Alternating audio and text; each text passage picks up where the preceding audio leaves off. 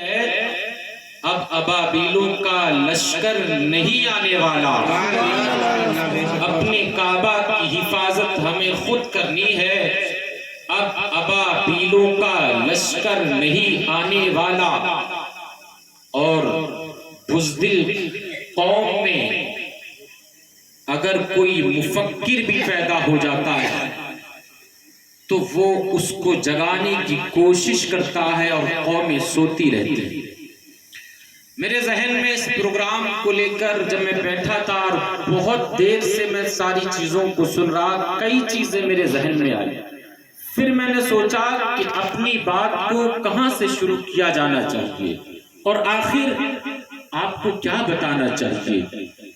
ذہن میں سوال آیا جب حضرت نعت پڑھ رہے تھے، اس کے بعد ماں کے اوپر حضرت نے عمدہ ایک کلام پیش کیا۔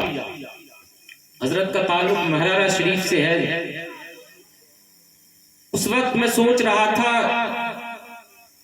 اب میرے بولنے کا نمبر ہے، مجھے کچھ ایسا بتانا چاہیے۔ یہ جو آئے ہیں، یہ بیٹھے ہیں اتنی رات میں، کچھ تو یہاں سے لے کر کے جائیں۔ میں نے سوچا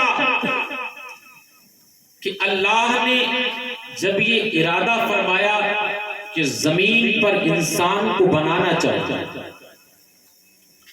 تو اس وقت مٹی سے انسان کو بنانا تھا۔ تب اللہ رب العزت نے حضرت جبرائیل علیہ السلام کو زمین پر بھیج دیا اور فرمایا جبرائیل جاؤ زمین سے مٹی کو اٹھا کر کے لاؤ تاکہ ہم اس مٹی کو سے انسان کو پیدا فرمائیں۔ آپ غور فرمائیں، حضرت جبرائیل علیہ السلام زمین پر تشریف لائے اور اسی مٹی جس سے آپ کو پیدا کیا، ہم کو سب کو اللہ نے پیدا کیا، ان کو بھی پیدا کیا جو ہمارے باپ دادا اور ان سے پہلے والوں کو، اور ہمارے بعد والوں کو بھی اسی مٹی سے پیدا فرمایا جائے۔ انسان کو بنانے کا جب حکم دیا کہ جاؤ مٹی کو اٹھا کر کے لاؤ، تب حضرت جبرائیل زمین پر آئے اور زمین سے مٹی کو اٹھایا، ہاتھ میں لیا، چل دیے۔ مٹی نے سوال کیا جبرائیل ہمیں کہاں لیے جا رہے ہو؟ فرمایا گیا رب کی بارگاہ میں۔ کہا کیا ہوگا؟ حضرت جبرائیل نے فرمایا مٹی آپ سے انسان کو پیدا فرمایا جائے گا، مجھے یہ حکم ہوا کہ مٹی کو اٹھا کر کے لایا جائے۔ میں حکم کی تعمیل کرتے ہوئے مٹی آپ کو لے کر میں رب کی بارگاہ میں جا رہا ہوں۔ مٹی نے کہا اے جبرائیل ٹھہر جاؤ، سوال کا جواب تو دیتے جاؤ۔ اللہ رب العزت جب مجھ سے انسان کو پیدا فرمائے گا تو پھر کیا وہ انسان اس زمین پر رہے گا؟ کہا یہی رہے گا، یہیں پر آبادیاں ہوں گی، یہیں پر کھائے گا پیے گا، یہیں پر کاروبار کرے گا، یہیں پر نسلیں بڑھیں گی، یہیں پر ساری دنیا کو پیدا فرمایا جائے گا۔ کہا پھر یہ بتاؤ کیا مجھ سے بنا ہوا شخص جس کو اللہ تخلیق فرمانے والا ہے وہ کیا گناہ کرے گا؟ کیا اللہ کی نافرمانیاں بھی کرے گا؟ مٹی نے جب سوال کیا تب جبرائیل علیہ السلام نے جواب دیا بے شک جب انسان دنیا پر رہے گا تو گناہ بھی کرے گا، آپس میں قتل و غارت بھی کرے گا، اللہ کی نافرمانیاں بھی کرے گا۔ تو مٹی نے پھر سوال کیا کیا وہ جب اللہ کی نافرمانیاں کرے گا تو اس وقت کیا مجھ سے بنے ہوئے انسان کو جہنم میں ڈالا جائے گا؟ تب حضرت جبرائیل علیہ السلام نے فرمایا بے شک جہنم میں ڈالا جائے گا۔ مٹی نے رونا شروع کر دیا۔ جب مٹی نے رونا شروع کیا تب حضرت جبرائیل کو اس پر رحم آ گیا، ترس آ گیا، اس کو چھوڑ کر کے اللہ کی بارگاہ میں حاضر ہوا۔ حضرت جبرائیل سے پوچھا آپ کو ہم نے حکم دیا تھا مٹی لے کر کے آنے کا۔ حضرت جبرائیل علیہ السلام نے عرض کیا مولا مٹی نے رونا شروع کیا، جس کے رونے کو دیکھ کر کے مجھے اس پر رحم آ گیا۔ اور میں چھوڑ کر کے چلا آیا. پھر حضرت جبرائیل علیہ السلام کے بعد حضرت میکائیل علیہ السلام کو پروردگار عالم نے زمین پر بھیجا. وہی سوال، وہی جواب، وہی رونا. حضرت میکائیل علیہ السلام بھی واپس ہو گئے. حضرت اسرافیل کو بھیجا، واپس ہو گئے. حضرت اسرائیل علیہ السلام کو لاسٹ میں آخر میں بھیجا. حضرت اسرائیل علیہ السلام زمین پر آئے، مٹی کو ہاتھ میں لیا اور لے کر کے چل دیے. مٹی نے وہی سوال کر دیا جو جبرائیل علیہ السلام سے کیا تھا، جو میکائیل و اسرافیل علیہ السلام سے کیا تھا. جواب ملا، ہاں انسان جہنم میں جائے گا. مٹی خوف زدہ ہو کر رونا شروع کر دیتی ہے. حضرت اسرائیل نے اس کے رونے کو نہ دیکھا، اس کے دھونے کو نہ دیکھا، اس کی گریاؤ زاری کو نہیں دیکھا، بلکہ اس کو اٹھایا اور رب کی بارگاہ میں لے کر کے پہنچ گئے. پروردگار عالم نے فرمایا، اسرائیل مٹی کہاں ہے؟ کہا مولا تیرے حکم کی تعمیل کرتے ہوئے تیری بارگاہ میں زمین سے مٹی لے کر کے آ گیا ہوں. اللہ نے فرمایا کہ آج سے اس انسان کو تو ہم پیدا فرما رہے ہیں جو دنیا کے اندر رہے گا، لیکن دنیا کے اندر انسان کو پیدا فرمایا جائے گا اور قیامت تک کے لیے ہم انسانوں کی روح قبض کرنے کے لیے، اس کی روح نکالنے کے لیے ہم تمہیں حکم دے رہے ہیں کہ پوری دنیا کے جتنے بھی لوگ پیدا کیے جائیں گے سب کی روح قبض کرنے کی ذمہ داری اسرائیل علیہ السلام کی ہے.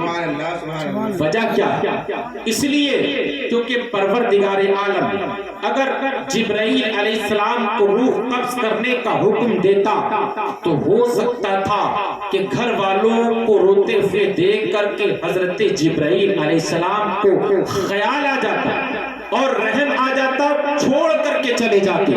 میکائیل علیہ السلام بھی چھوڑ کر کے جا سکتے تھے، اسرافیل علیہ السلام بھی چھوڑ کر کے جا سکتے تھے، لیکن حضرت اسرائیل کو دیکھ لیا کہ یہ چھوڑ کر کے نہیں جائیں گے. اب وہی ہوا کہ آپ کے گھر میں اور ہمارے گھر میں، ہمارے اس دنیا کے جتنے بھی خاندان لوگ ہیں ان کے گھروں میں اگر بچے رو رہے ہو، بچے بلکھ رہے ہو اور بیبیاں، اولاد، رشتہ دار، دوست، ماں باپ تڑپ رہے ہو، لیکن جب اللہ نے حکم دیا اسرائیل جاؤ فلاں کی روح قبض کرنا ہے، تب حضرت اسرائیل علیہ السلام یہ نہیں دیکھتے ہیں کہ بچہ کتنا چھوٹا ہے.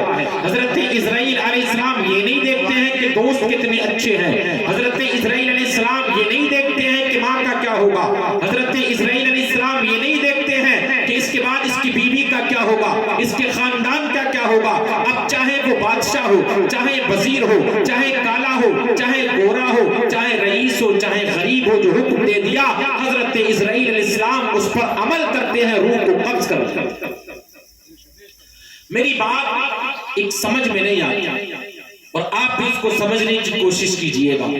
جس مٹی سے اللہ نے آپ کو پیدا فرمایا اور آپ نے سوچا ہوگا کہ میں نے آیت بھی ایسی پڑھی ہے، اس کے اوپر بھی تھوڑا بولنا ہے کیونکہ ذہن میں کچھ الگ چیزیں آئیں. جس مٹی سے انسان کو اللہ نے پیدا فرمایا وہ مٹی تو جہنم کے خوف سے لرزہ برندام ہے، لیکن انسان کو کیا ہوا؟ یہ کیوں نہیں روتا؟ یہ گناہوں پر گناہ کرتے جا رہا ہے، نمازوں پر نمازیں چھوڑتا جا رہا ہے. کسی کا اگر کچھ ملا تو ہڑپ کر لیا، کسی کی زمین پر قبضہ کرنے کا اگر موقع ملا تو قبضہ کر لیا، کسی کا اگر کچھ نقصان کرنے کا موقع ملا تو نقصان کر دیا، کسی کو چوٹ پہنچانا ہوئی تو چوٹ پہنچا دیا، کسی کو چغلی کرنا ہوئی تو چغلی کر دیا. آخر ہوا کیا اس کو؟ اس سے بنی، جس سے بنا ہے وہ اصل مٹی ہے اور مٹی ہی میں جانا ہے. منہا خلقناکم وفیہا نعیدکم ومنہا نخرجکم تارۃ اخری. یاد رکھنا اسی مٹی سے آئے ہو، اسی میں تمہیں جانا ہے، لیکن ذرا غور تو فرماؤ جس سے تمہیں پروردگار عالم نے پیدا فرمایا ہے وہ جہنم سے خوف سے رو رہی ہے، اور اس کے رونے کی جب تاریخ اٹھا کر کے پڑھو گے تو وہ اتنا روئی ہے جہنم کے خوف سے.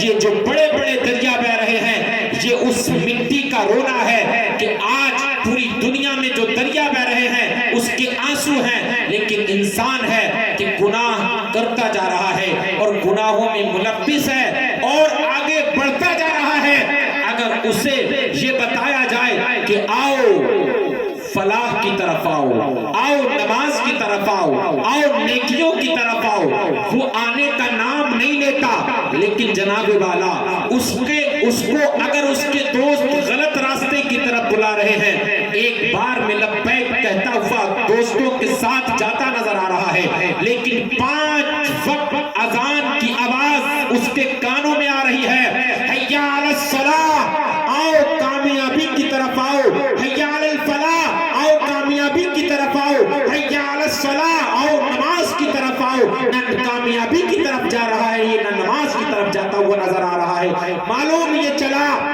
کہ دنیا کے اندر کامیابی چاہ رہا ہے کہ میں ترقی کر لوں، میرا گھر محلے میں سب سے اچھا ہو جائے، میرے پاس سب سے اچھی گاڑی ہو جائے، میری اولاد سب سے زیادہ پڑھ لکھ کر کامیاب ہو جائے، ساری ٹینشن اپنے ذہن پر لے لیا، دوائیاں کھا کھا کر کے پریشان ہے۔ لیکن یاد رکھو میرے پیارے، اگر سینے میں دل ہے، اس دھڑکتے ہوئے دل میں اگر ایک بات بھی لگ رہی ہو تو اپنے سینے کے اس دھڑکتے ہوئے دل کی تختی پر نوٹ کر لینا، جس کامیابی کی طرف آپ جا رہے ہو تم سے پہلے بھی آئے تھے، انہوں نے بھی بہت سرمایہ اکٹھا کیا، انہوں نے بھی بڑے بڑے محل تعمیر کیے، ان کی بادشاہتیں رہی ہیں، لیکن جب موت نے ان کو آواز دی تب ان کا سرمایہ، ان کی بادشاہت، ان کے خزانے، ان کی فوجیں اور ان کی اولادیں ان کو بچا نہ سکی، اور پوری دنیا کے اندر بادشاہت کرنے والا سکندر بھی موت کے آغوش میں چلا گیا اور یہی پیغام دیتا ہوا جا رہا ہے، اے دنیا کے اندر بسنے والوں، تم ایک ملک پر حکومت کر سکتے ہو، 2 ملکوں پر کر سکتے ہو، میں نے تو پوری دنیا کے خزانوں کا اللہ نے مجھے مالک بنا دیا، لیکن جب موت نے مجھے پکارا تھا تب میں ایک ملک کا خزانہ نہیں بلکہ ایک سکہ نہیں لے کر کے گیا، اکیلا قبر میں گیا، اور جانے کے بعد میں مجھے اپنے اعمال کا جواب دینا ہے۔ یاد رکھنا، اگر زمین پر آئے ہو تو قرآن کی تختی، قرآن کی آیاتوں کو پڑھ کر کے سینے میں سجا لو، ورنہ تمہارے جیسے لاکھوں کروڑوں اربوں آئے ہیں تباہ کر دیے گئے۔